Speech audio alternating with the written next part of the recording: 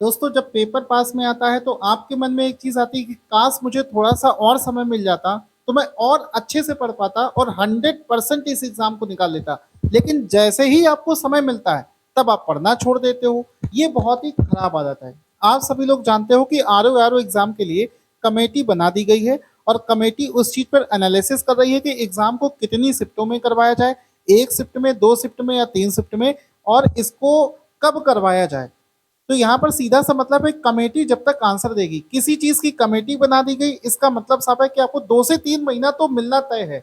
और एक common sense वाली बात भी करो कि दिसंबर के महीने में एग्जाम होना नहीं है। अब जनवरी और फरवरी में कुंभ का मेला पड़ रहा है तो सीधी सी बात है कम से कम मार्च तक का समय आपको मिल रहा है। तो अगर आप इस बार वो दुख नहीं मनाना चाहते कि काश मुझे समय मिल गया होता, वो चीज इस बार आपके साथ नहीं होनी चाहिए। अगर इस बार आप इस एग्जाम को निकालना चाहते हो तो सीधे तरीके से मैं कहना चाहता हूं कि पढ़ना शुरू कर दीजिए। दिन बहुत तेजी से निकल रहे हैं, एक एक दिन आप देख लो निकलता जा रहा है। नवंबर का महीना समाप्त होने को आ गया।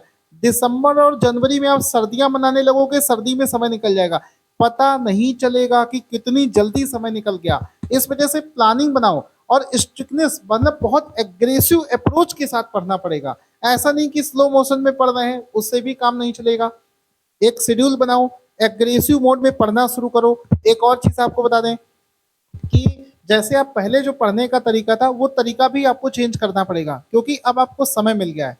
अभी चूंकि 22 दिसंबर को एग्जाम होना था तो आप कुछ चीजों को शॉर्टकट में पढ़ना शुरू कर दिए थे, कुछ चीजों को आप बिना डीप में जाए, बिना डिटेल में समझे उसको पढ़ना शुरू कर चुके थे। तो जो चीजें आपने शॉर्टकट में पढ़ी हैं, डिटेल में पढ़ी हैं, आपको मालूम है, आप उन सब चीजों को अब एक तरफ से डिटेल में एनालिसिस के साथ में जैसा आर के एग्जाम में पूछा जाता है उस तरीके से पढ़ना शुरू कर दीजिए।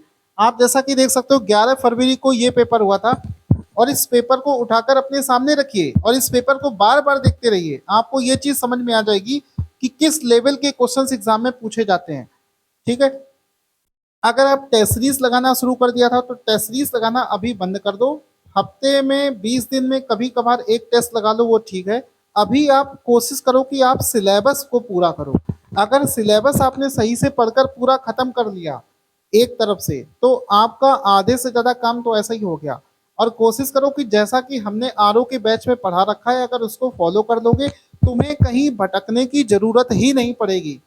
पूरा करंट अफेयर्स, पूरा हिंदी, पूरा जीएस एक ही जगह पर स्टैंडर्ड किताबों से बना हुआ कंटेंट मिलेगा। तो उससे बाहर एग्जाम में क्वेश्चन पूछ ही नहीं सकता। स्टैंडर्ड बुक से बाहर थोड़ी ना पेपर बन जाएगा।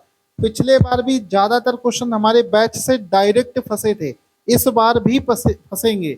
तो उसी में जैसा जैसा पढ़ाया है वैसा वैसा पढ़ना शुरू कर दो, आराम से एग्जाम निकलेगा। आराम करने से कोई फायदा नहीं है, पढ़ना स्टार्ट कर दो।